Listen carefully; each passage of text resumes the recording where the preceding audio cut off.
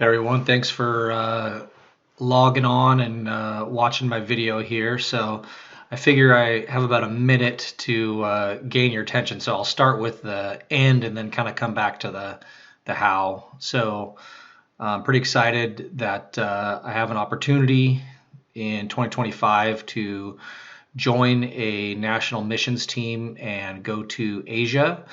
So this group is a group of current or former law enforcement or military operators, and our mission is to go to Asia and work with the local government and their hostage rescue team to stop sex trafficking in one of the highest areas of sex trafficking in the world.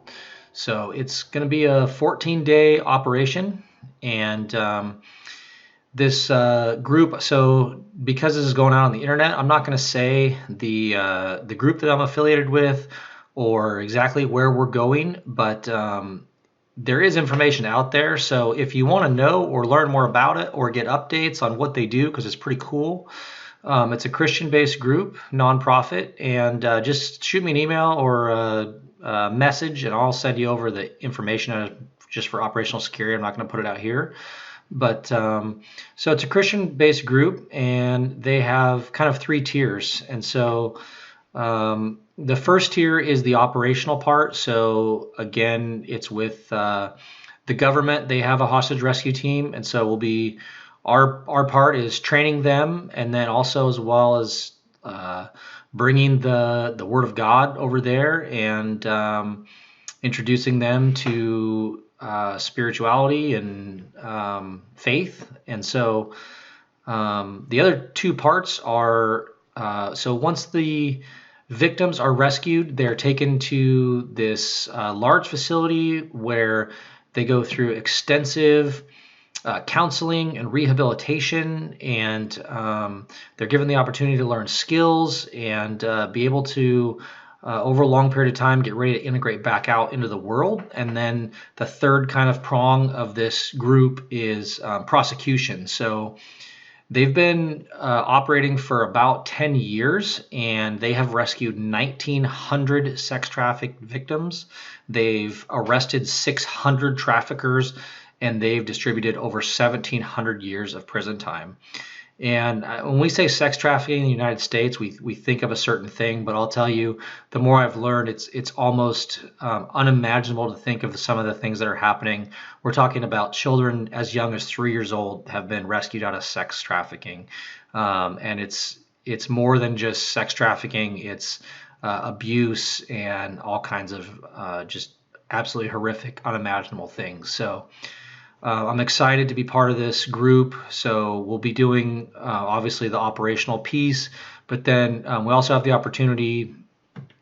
We do a 3-day spiritual retreat, again, just spreading the word of Christ. And the other part that we do that's really cool is we take one day and we work with some of the women who are at the end of their time and have already been through all of the counseling and all of that process. And so we take them and we teach them self-defense tactics and kind of teach them skills to defend themselves and kind of give them a renewed confidence. So it's also a really cool part of the mission that we're going to do. So going back, if you don't kind of know my past, so along my journey in the fire service about 15 years ago, I took a detour and went into law enforcement for about 6 years and spent 5 of those years on a tactical team.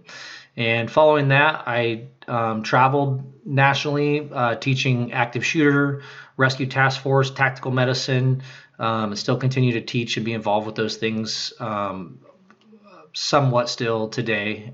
So I'm pretty excited to get back in that world and join this group of men going over there. So how this came about is about I think about 4 years ago. So our church has been very supportive of the rehabilitation side of this nonprofit. And when I learned about it, I wondered if there was an operational side. And there, at that time, they didn't really have anything public about the actual rescue missions. And so I emailed them, and I never heard back. And so I thought either they didn't have it, or maybe they just weren't going to share that information with me.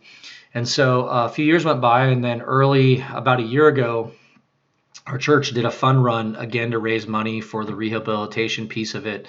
And so I reached out again, and they got back to me and said, we'll put you in contact with the operational team leader. And so I got in touch with him, and he said, yeah, hey man, send me a resume. And I thought, as long as I've been out of law enforcement, I doubt that I'm gonna get on this team.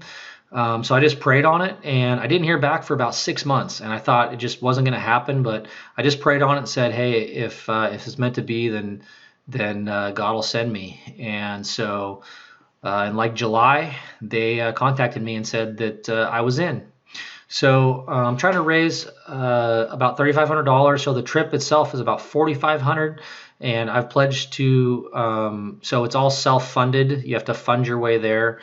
And some of the money goes to, we have to bring training supplies, our travel, obviously, and our stay and stuff. But so I've pledged to give at least $1,200 of that goal, and then anything I don't raise, I'll be covering myself. So either way, no matter what it costs, if I have to float the whole thing, Haley's been 100% supportive, and I'm gonna go. So, anyways, that's kind of what I'm trying to do. So if you feel so inclined, please donate. And if you donate, I'll definitely follow up with how things went. So again, going over early in 2025. And if you can't donate, but you want to send thoughts and prayers, I'll definitely take that too. So this year we have a larger team. We're splitting into 2 different units, and I'm on the team that's kind of going into a more rural place where the sex trafficking has really picked up in the last few years. So